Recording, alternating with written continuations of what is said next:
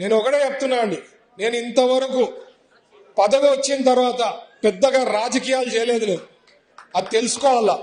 నన్ను రాజకీయాలు చేసి నన్ను గెలకాలనుకుంటే ఇంకా నా స్ట్రాటజీ ముందు ఎవడు పనికిరాడండి. అది నేను తెలుసు. వాళ్ళకి నేను చెప్పదలుచుకున్నా. అంతకుముందు మంత్రులైనారు, చాలా మంది మంత్రులైనారు.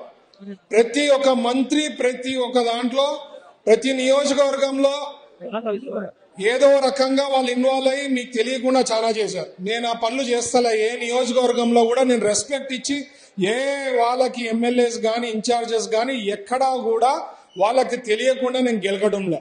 సో నేను అనేది మైండ్ లో పెట్టుకోండి.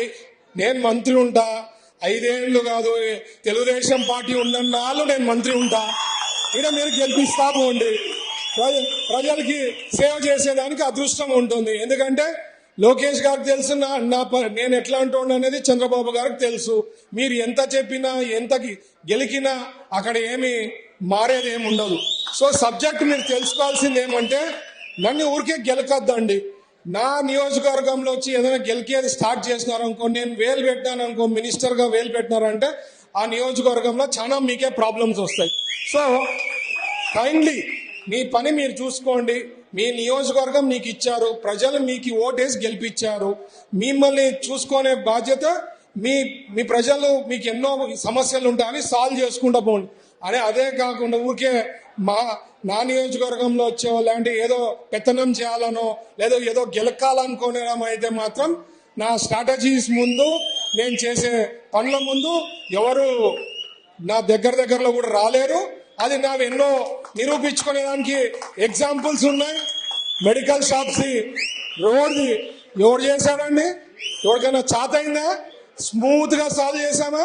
సో ఇట్లాంటివి ఎన్నోటి ఉన్నాయి, చెప్పుకుంటా పోతే చాలా ఉన్నాయి.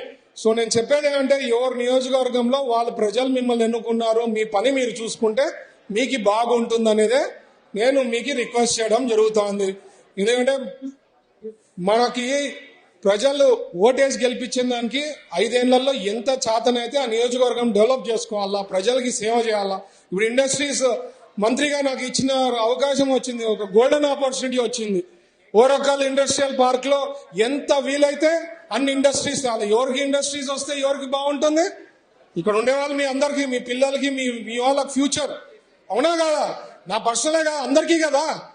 సో ఇది మైండ్ లో పెట్టుకోండి. మనం కష్టపడుతున్నాం, చేస్తున్నాము, డెవలప్ చేస్తున్నాము. స్టేట్ వైడ్ ఎన్నో రకాలుగా ఇన్వెస్ట్మెంట్స్ తేవడం జరిగింది.